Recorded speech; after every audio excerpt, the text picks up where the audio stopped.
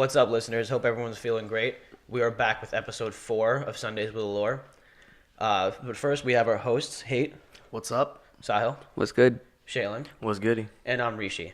On Sundays with Allure, we discuss the hard-hitting topics that saturate the music industry. Using the perspective of a DJ company, we discuss the way music impacts culture and society. Today, we discuss the new albums from J. Cole and Tinashe, new music from Nicki, and some exciting upcoming releases. But first, we want to extend our deepest condolences to Tim Bergling, AKA Avicii. Here's a little tribute to someone who introduced EDM to so many of us.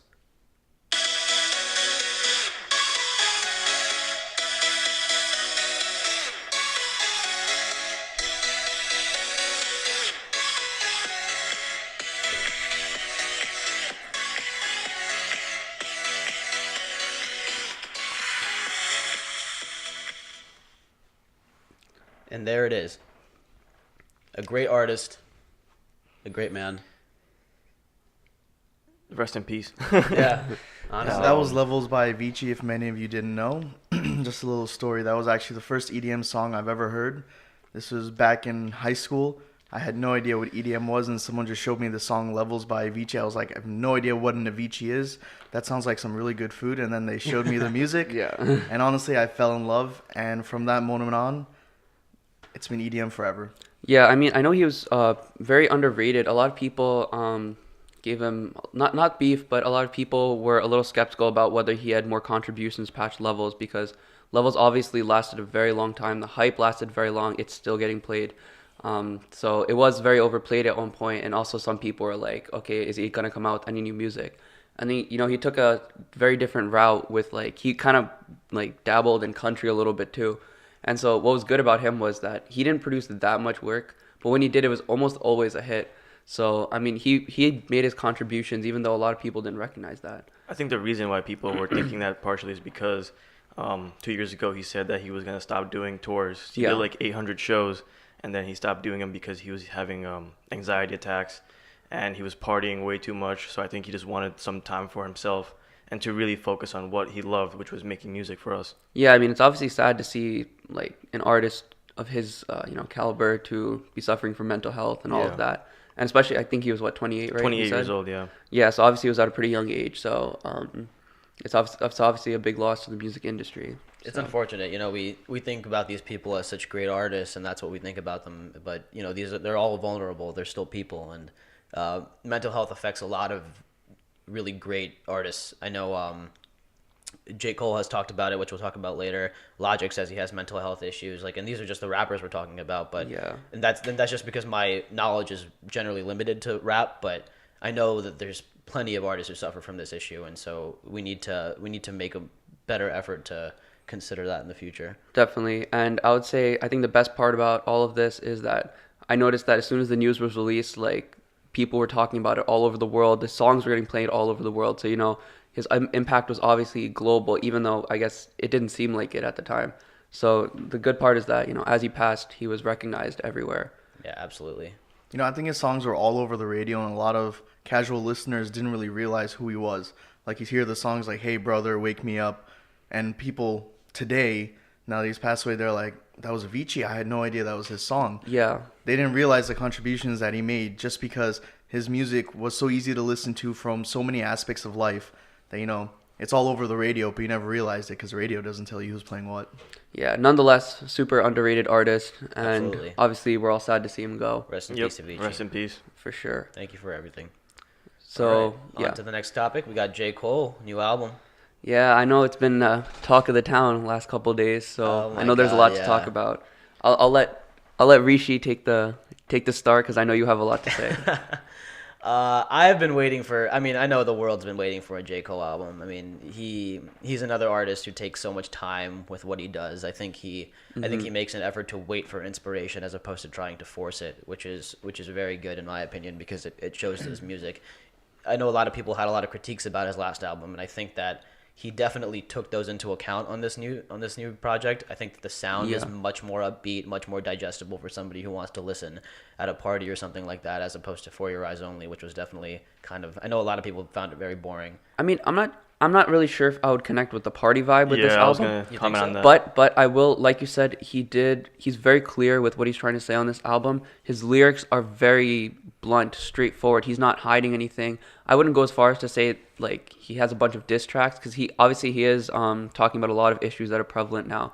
But I wouldn't say he's dissing someone on purpose, because I don't think that's his image. I don't think that's what he's not. He doesn't care about that. Even on the diss track, quote unquote, he's still offering advice. Like it's really interesting. And honestly, it reminded me of like a dad taking his son and just saying like, here, let me give you some game real quick. Like, I don't know about all that, but no, like he's like, hey little man, let me come over here. Like that's exactly how that sounds. Like, hey little man, let me give you some advice. And then he tells him, oh, don't forget to keep touring. That's how you make money. Yeah. Like that's all advice to give to somebody. Like, oh, make sure that you try to get a more digestible sound so people can like you'll have more longevity, like all of that type of stuff. And it's still a diss track, but it sounded like that to me, like somebody giving advice to like a youngin. Yeah. Like, come here, little buddy. Yeah. And actually, before we get into everything, I know you were talking with us about this a little while ago, like his alter ego that we were mentioning. Kill Edward. Yeah, I was really glad to see J. Cole gave this Edward guy some exposure. Like, that's fantastic. He must be really pumped, All right. Nah, I'm just joking. If anybody didn't know, he features a person named Kill Edward on his tracks. Two of the tracks. And that's actually J. Cole featuring himself, which is kind of hilariously amazing, and it's fantastic. But what I think about his alter ego is that I think it's that inner voice in your head when you're all like hopped up on drugs and dope and this and that. It's that voice that's talking to you in your ear that you have no idea where it's coming from. It's telling you what to do, how to act. I think that's who Kill Edward is, because this whole album is anti-drugs. I mean, one of the meanings of KOD is kids on drugs. Yeah, I mean, I have to recognize a lot of artists that do have the whole alter ego personalities. Yeah. They come out with some great music. Like obviously Nicki Minaj has that going for her. Kendrick has that going. Who else? There's a couple people. I feel like Kanye has like a different personality for every single album. Yeah, that's very possible. An established one. Yeah, no, there's definitely. I know Young Thug has like 3 different alter egos. He has really? Jeffrey. Jeffrey. Yeah, Right. Young Martha. Really? He goes from Young Thug to Jeffrey. Anyway, but it's that alter ego thing is very interesting to me. It's definitely not something new. Like, we definitely don't want to forget the fact that it's been done plenty of times, but I still think J. Cole offers something new to it. I think it was good that he gave it a purpose. You know what I mean? Like, the alter ego was there for a reason. It was there, like Hate said, to represent that depression that comes from constant abuse, and you can tell that sadness comes through in his voice as well. Yeah, I mean, I think it was cool. I wasn't exactly a fan of the voice he used necessarily. I think, which one was it? The Cutoff, which is the 4th track on the album. Song was great, but I was kind of annoyed by the voice. Now that's just a personal preference. That has nothing to do with the personality or anything. So it was just a little surprising to me. But when you did tell me about it being his alter ego, I think the concept was cool. It was very clear to see he's trying to present 2 sides of the same I liked Kill Edward much more on the 2nd track than the first time. I liked him on Friends. On Friends, I liked it a lot. Especially, I mean, I liked Friends as a song a lot too. I know you found it a little bit too preachy. You found it very Logic-esque. Not Logic-esque.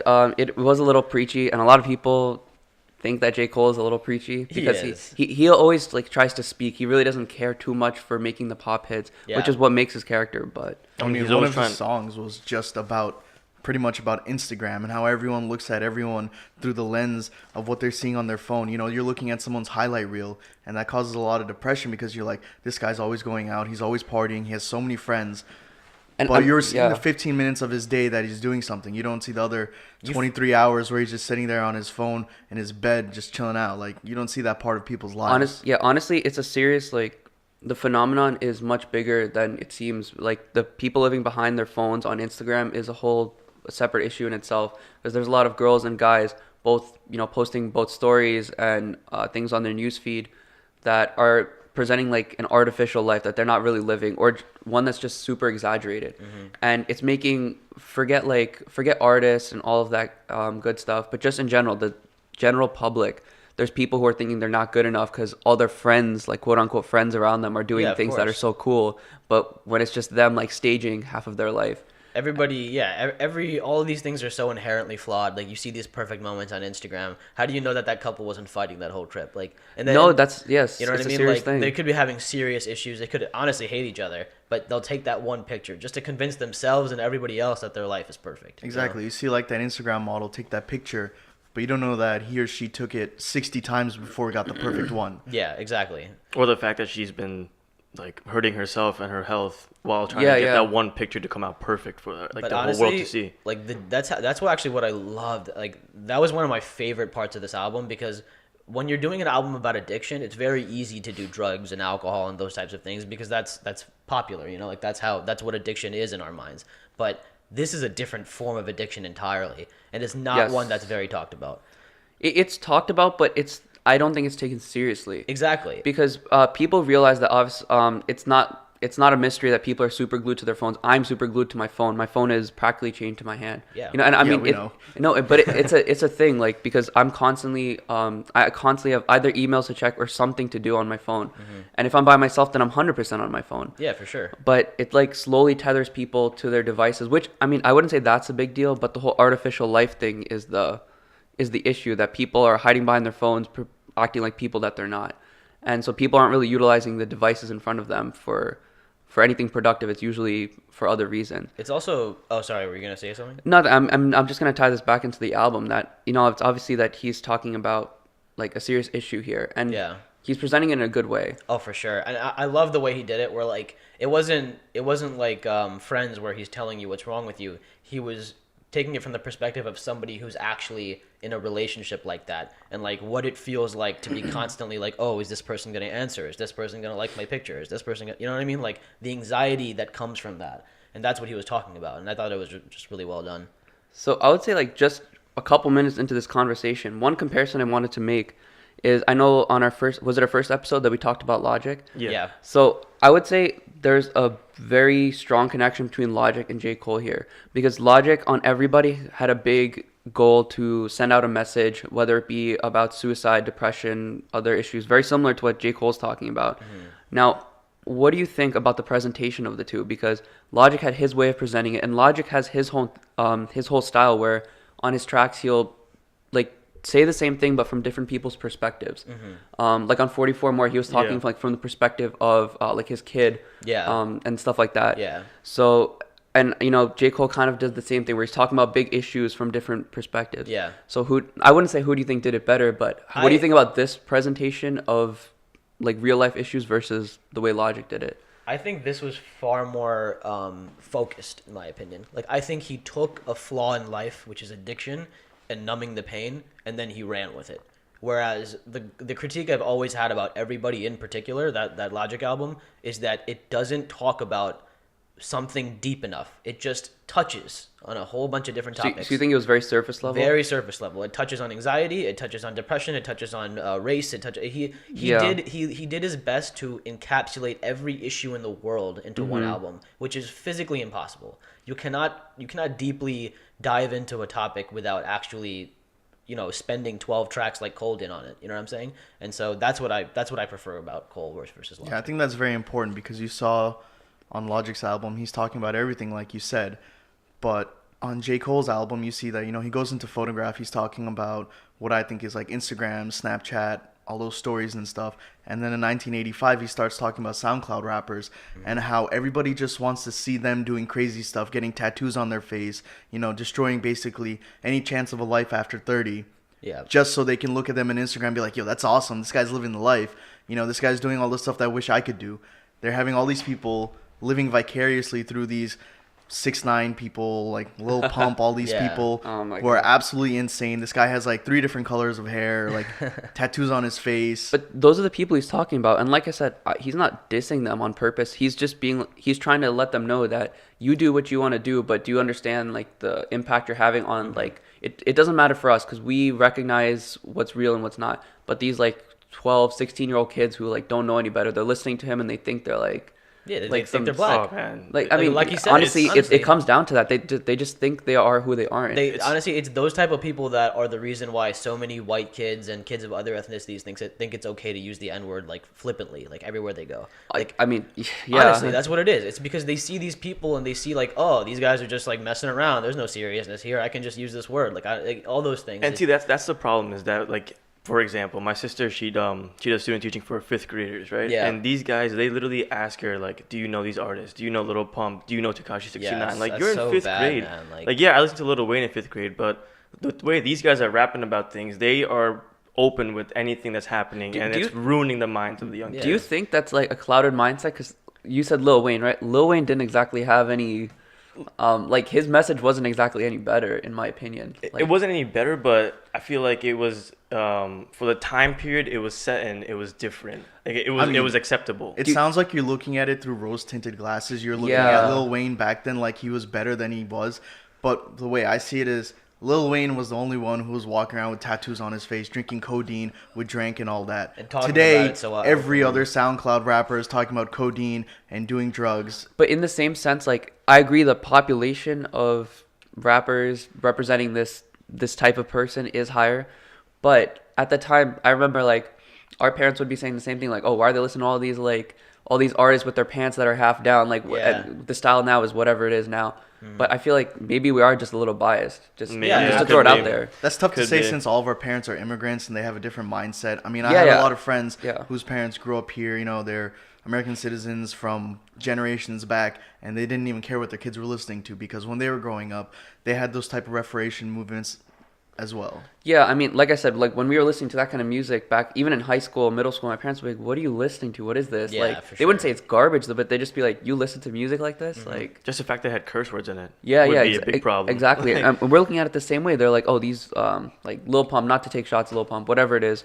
But like, you know, they're talking about like drugs, women, et cetera, like all these things that you think kids aren't supposed to be listening to. Yeah. I mean, don't get me wrong. That's all Lil Wayne talked about. Exactly. That's what I'm saying. Like, it's just a... But, I mean, I'm obviously biased, but it felt like back then not everybody was talking about that.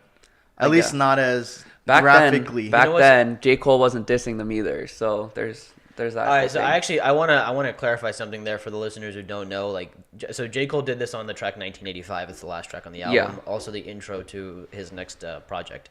However, I just want to clarify that he didn't just randomly go at these rappers. Like, it wasn't like, oh, why is J. Cole just randomly dissing a bunch of 17-year-old kids? Like, what happened is that for a while, I think it was like a 2 or 3 month stretch, there was this movement perpetuated by Lil Pump and this other rapper named Smoke Perp. The Biggie movement? The fuck J. Cole movement. Oh, okay. Yeah, yes. they would say fuck J. Cole at all these concerts. They would have all their like audiences saying fuck J. Cole. They even dropped a diss track called Fuck J. Cole. And so like all of these things were what led up to J. Cole feeling the need to actually say something about it. I don't think it was him clapping back though.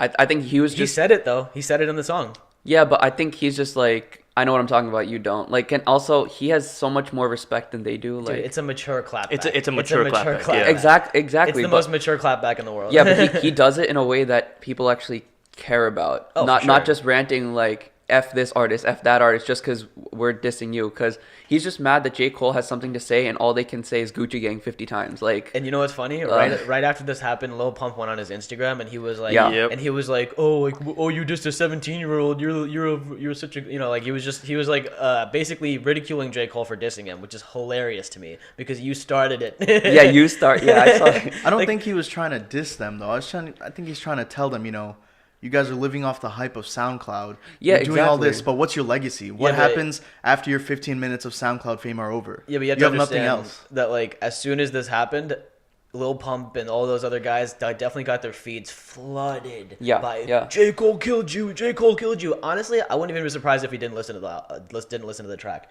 He just reacted right off the bat. I think they all love this music, and they love that they sort of got featured on the album because they all got so many hits on the Instagram. Everyone's going and listening to the music. The only thing is, now like people like Smoke Perp, Lil Pump, they're actually gonna get more hype now, if anything, because people see fire and But that's the thing. Cole already he said that too. He's like, I want you to do well. Like, yeah, exactly. Good for you. And he said it on brackets. He's like, if you guys can get a come up off of dissing me, go for it. Like he says it. I'm like, cool, man. I don't think wow, what a nice guy. That's what I'm saying. I don't think he has any intention of like harming their career. He's just trying to let them know that they're talking to a wide generation, not just ours, but like several generations of people, and they have to be mindful of what they're saying because they're spreading like bad images. I mean, if you look at the fact that J. Cole came with the album after such a long time, like he was not even like on the media or anything. Like no one even that's how he does it. Really knew, right? But that's what I'm trying to say is that people like the new artists, they come on just for that fame. Like they make whatever they need to make, whatever way they can find, just to get a little bit of money and to rock the chain, just get people to be more aware of what they're coming out with and who they are as people.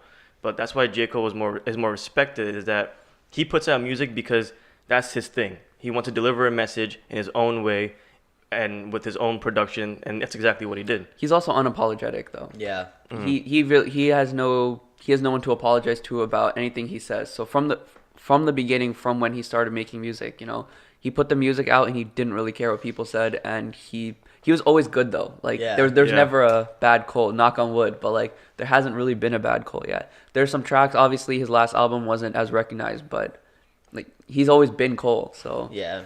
I think like Once an Addict, that song. Oh my God, that song is crazy, man. Yeah, Such I mean, an it was amazing all about story. drugs. Yeah. No, it's, but like that whole thing about like how his mom was an addict and he was agonizing just because he couldn't connect with her on any level. Like that's just. And I think it was very interesting that he dropped this whole album on 422. It was very Hate was talking about it. It was shout out to J. Cole, drop an anti-drug album on 420, the biggest holidays of the season. Hard. Good for you, man. I mean, honestly, everyone was probably expecting something else, and he comes out with this saying, don't do drugs, or like not even don't do drugs, but like just spreading the image that he is. Yeah. And everyone's like, no one was like, I don't know. I don't think anyone was appalled by it. People were surprised, but no one was like, "Oh, F that." Yeah, it was cool. I was really hoping that this album was gonna be like a straight up like album of bangers, bangers, bangers. So J. Cole can finally get his top 5 single. Like I was hoping it'd be like Drake's album. If you're reading this, it's too late. Obviously, that's not J. Cole's style, but I was really hoping he'd put out music like that. That's a good comparison. The Drake, I mean, like a somewhat of a side album, but still has a bunch of hits. Yeah. But like that song was banger after banger after banger. You hear that in the club. You hear that in every single party, just going off. What do you think about the radio playability of this, though? How do you think this is going to play out on the radio? I don't think it has replay value for casual listeners just because he talks about so much in so few words. You need to be able to digest it, and in your 15-20 minute commute to work, you're not going to think about it too much. Okay, so I think there's certain I mean, listen, Kevin's Heart, for example, I think is a potential. I think KOD or replay value or Motivate or something. KOD for sure, because J. Cole, I've listened to a lot of his music recently, and the triplet theme, he never has a song that has triplets like that, where every 3 beats there's like a hard hitting cadence or some sort of segue into the next piece. He's never had a song like this. I think that's a new style. I think it worked out well for him trying this new type of, I guess, meter in his music. Would you say this is new? Oh, the meter. Like the triplets. Yes. Yeah. Like he's never done triplets like ba ba ba ba ba. Yeah. Like he's never done that. I agree. The one thing I love about this album was like the minimal production he put into it. Like it was such simple beats, but it just caught your attention right away, and the lyrics just amplified it even more. I don't know about minimal production, man. I mean, I see the simplicity of the beats, but I think it sounds overproduced. Really? I didn't really like the mixing on this album too much. I don't know. I love the production in this. Yeah, I was feel like there was a lot of work put into each song. It seems like everything was a lot of work. I mean, like you said, some of the beats are pretty simple. There's nothing too trippy, nothing crazy sampled, but I mean, I think it was good. Like that's what I'm saying. None of them were like those banger types, which is what going back to what Hate was saying. Like none of them like are like pumping out there. Like, if you were to put them on loudspeakers and trying to drink to it or chill with your friends, I don't think it would be something that you would be hyped this to. isn't party music. You're not gonna sit at a party listening to anti-drug music. Honestly, I think that'd be a pretty good party, but like, that's just me.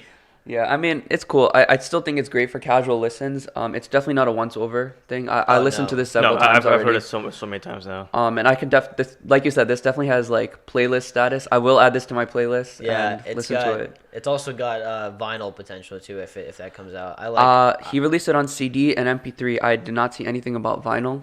A lot of people are doing that. Like I told you, Jay-Z on 444, he didn't put it out on vinyl, which I think was a huge mistake. Yeah. Because vinyl is super prevalent again, and people are collecting it. this would be a great addition on think it would vinyl. be I would cool. buy it. Yeah. But I guess for some reason, I think because the pricing just doesn't make sense. People are like, why would I pay $10 for a piece of vinyl? Yeah, when that's true. when also normally vinyl stores sell them for $1 or $2. So this is Yeah. obviously premium because of its popularity. That makes sense. So the market of people buying them is actually lower than you would think. Yeah. But I mean, I would buy it. That's all I care about. One of the things I really liked about this album was like, and I mean, Cole does this on basically all of his projects, but just those like little hints that he knows what you're saying about him. You know what I'm saying? Like, and I mean, this was huge, but when he goes, how about you get a few features? How about I don't? How about you just get the fuck off my dick? Like, yeah. I was like, I love that shit, man. Like, thank you for addressing that finally. Yeah, for sure. Like, everybody's like, all right, fine, I get it. He doesn't need features. He knows it. Yeah, he's like, people aren't worthy of being on my shit. Like, I love that stuff, man. You know what? I don't think that's actually him being stubborn or anything. I think it's just because I can't honestly see anyone else connecting with his sound. I can't think of an artist to go with this. Even Kendrick, like I feel like they're both very skilled and amazing artists, but I don't know if they mesh that well together. I can't imagine Kendrick on any of these songs. Yeah, you know what I'm saying? Like, Maybe. I don't think their voices fit together. But, Yeah, that's what it comes. But shout out to Kendrick for winning the Pulitzer Prize. I think that is one of the greatest advancements in hip hop that we have today. Because first hip hop artist. Prior to that, the only people that have won the Pulitzer Prize are classical people who are probably 200 years dead, or like very niche classic jazz artists that none of us have ever heard about. No, yeah, he got a lot of recognition for getting that, and it was talked about all over. I saw so many Instagram posts, so many like it was all over the news because it's unheard of, a hip hop artist winning one of those awards. You know what else is unheard of? The Pulitzer Prize having a music section. Yeah, That's been there for a very long time. I know it's been there, but who the hell cares about it? It's because classical jazz. It's because things that are on like not just the top charts, but things that are on the forefront of what's being talked about don't get those awards because everything is just so in and out. Like, you know, people make music and it's irrelevant in a couple weeks. I thought it was a journalist award until this. There's a primarily section. Yeah, I know that now. It's like imagine the Grammys had like a journalism section. It's like that, you know. Yeah. It doesn't make sense, but it's there and it's a big deal. It's definitely, even though music. No, yeah, good for him. I mean, it's amazing. Yeah, even though music isn't a big section for that award, it's still a very big deal, especially for hip hop. You know, for sure. He won the Pulitzer Prize for his album Damn, but I think that his cultural advancement and impact in society really came from To Pimp a Butterfly, and I think that's what this Pulitzer Prize is actually about. I thought Good Kid, Bad City should have won a Pulitzer Prize. I thought, No, That's a different vibe But altogether. the journalism aspect of it comes from what he's talking about in his music and how he reflects that, and I think To Pimp a Butterfly is his masterpiece. That's his impact on society. Regardless of what the recognition was for, I think the award was for him, just for what he has done. I don't think it has to do with one album specifically. It's just recognizing him as being the impact that he is. Yeah, exactly. It just so happened that Damn was the most recent release, and they had to. Yeah, because I mean, Kendrick's influencing people all over the world, and not even necessarily in their music, just the things he's saying. And his songs are played everywhere, in the clubs, and in your car, and Absolutely. in like the coffee shop. It's everywhere. It's not just timeless. It's like it's not tied down to just one venue, so to speak. No, good. Shout Sounds out like to he's pretty Pulitzer for humble about finally- it too. Wow, shut up, dude. That was so bad. I hope everyone caught that, and if you didn't, then it's okay. You're not missing out. Please roast hate somehow. If you know him, text him something. Just tell him how bad that joke was. Yeah. Sort of the track. I'd appreciate that. Yeah. Anyway, on to the next topic. Yeah, I think that was a good transition. Yeah. What do you guys want to get on next? So we got Tinashe's album. which we're Tinashe's gonna do a album. few comments Yeah. on. Which, Yeah, as you can tell by everyone's tone, obviously it was not. Let's let Sahil go first. I because think he's Sal the should take the first- lead on this one. It wasn't obviously received well. I know like the last time she released something was like 2014. I don't think it was received at all. Yeah, like because Yeah. even her first one, which was in my opinion a little better, Yeah. it didn't get the sales, it didn't get the traction. I've watched a couple of her interviews after she released it because I just wanted to see what she was trying to do, because I listened to it one time through. It's cool listening to it front to back once. Yeah. And it's also just something I would listen to maybe in the car. I would never listen to it ever again because it's just like all of her singing on all the tracks was good. The production was good. I know she cares a lot about the production of the music, not just the bump ability, if that's a thing. Yeah. She just cares about what she's saying and making good music, which she's good at, but nothing is nothing catches my attention. It didn't the first time. Like 2 On was the only thing that made it to the radio. Yeah. Nothing here is making it to the radio except maybe Me So Bad. Yeah. And she has one song with Offset on there, which is all right. I mean, the features are cool, the production is cool, but I can't have a conversation on it because yeah, go ahead. I might be like so far off with this, but I think the reason that she didn't get that much traction on her album was like hip hop's becoming a really big thing. It surpassed country music as America's #1 music genre. I think that's kind of why Kendrick Lamar got the whole damn Pulitzer Award. But I think she's battling with people like Cardi B, who's skyrocketing right now. No, she's Completely different I type don't- of music. I don't think That's what I'm trying to get to. Is that even though they're both like leading females in the music industry, it's the hip hop that's gaining more attention. So what I would say is I think the reason she didn't catch traction after the whole the last album she had, I think it wasn't terrible, but she would have gotten more traction if she realized the speed at which music is moving now. So right now the people like, okay, J. Cole hasn't come out with music in a long time, obviously, but it picked up immediately because he has a reputation. Now her first album was just okay. And so now if I obviously like I understood what she was trying to say. She's like, I wanted to think through my music. That's all great, but like I don't think what she made was 4 years worth of work. It was not at all. No, yeah. So if she came out with something back then, right after 2014, and she had more work, I think she would have gotten the traction. But between 2014 and now, like music has moved so fast in just those 4 years. For sure. Like new artists have come up, and the rate at which music is being cycled through is so much faster. So like when she was relevant, she didn't capitalize on it. Yeah, absolutely. And so now now she comes out with an album and everyone's like, who's Tinashe? Because a lot of people don't even know who she is. I disagree with Shaylin on that too, in the sense that I don't think she's competing with Cardi B. I think definitely she's competing with SZA, and she's trying to get into the echelon of Beyonce and She Rihanna. like pop. Like that's what she's going for, but the problem is, I think her sound is already done really well by those three women. If you see her live performances, she has the stage presence of Beyonce. No joke. She has I'm sure she's an amazing dancer. She has she's a great dancer. She's a great dancer. She has like amazing vocals, obviously. So her production on stage, she cares about that a lot. So she said when she goes on tour that she's really into that.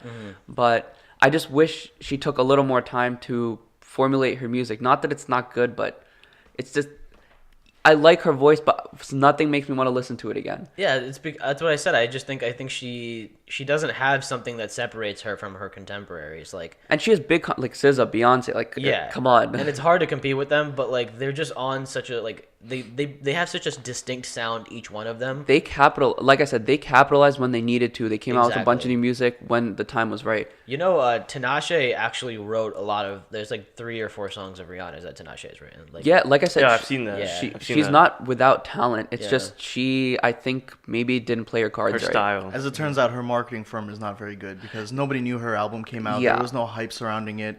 If you're gonna release something after 4 years, you gotta have hype. Like She didn't try. She wanted to just release it and let everyone absorb it. But I was like, your following isn't big enough to do that. Yeah, you don't have enough people following you to just put something out and expect everyone to just snatch it right away. Yeah, I know. Like Tyga tried to do that like recently, where he's like, "I'm just gonna drop a random project." See, He that's dropped a what I random mean. project and no one really listened like, to who it. cares about what Like, you drop? no one. When he was relevant, okay, so obviously, what's the album with like Bragg City and all that? I forgot I don't remember.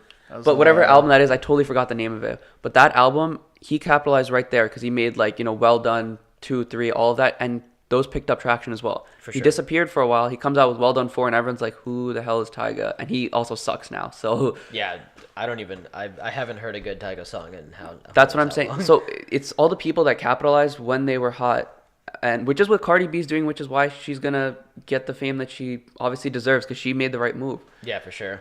So I mean, I think it's all about playing it smart in this music industry, and a lot of people aren't doing that. Quick note about Tyga: the Kardashian curse is real. All right, continue. Right. So wanted to I make think that I think we've beat the dead horse with Tinashe enough. Let's move on to something more interesting. So J. Cole just dropped an album. We got Post Malone coming up. We got Kanye West coming up on June 1st alone. We got Kanye West coming up on June 8th with Kid Cudi. We got a Pusha T album coming out. Lupe Drake. Fiasco was talking about his music, how he's finally mixed and mastered Drogas Waves. So that's something very exciting we might see this summer. Drake is coming out in June. Honestly, it's a very exciting summer for all hip-hop fans. If this isn't the summer of music, I don't know what it is. Yeah, I don't know what way it too is. excited for this summer. This is gonna be incredible. Yeah, I'm excited for the Kanye and Cudi album. Yeah. I want to That see collab. I want to see Cudi's. I want to see how Cudi is when Kanye is with him constantly. You know what I'm saying? Because I think a lot of Cudi's music, like especially his most recent album, was created by himself. And I'm waiting for Kid Cudi. I'm waiting. No, I'm ready. I think Cudi needs somebody to creatively balance him out, because I was not rocking with that last album at all, and I haven't been rocking with anything he's put out in a while.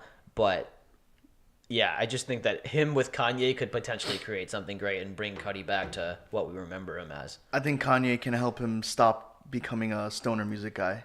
A lot of his music is like stoner music. I know. I agree. It is, yeah. He's had that vibe for a while.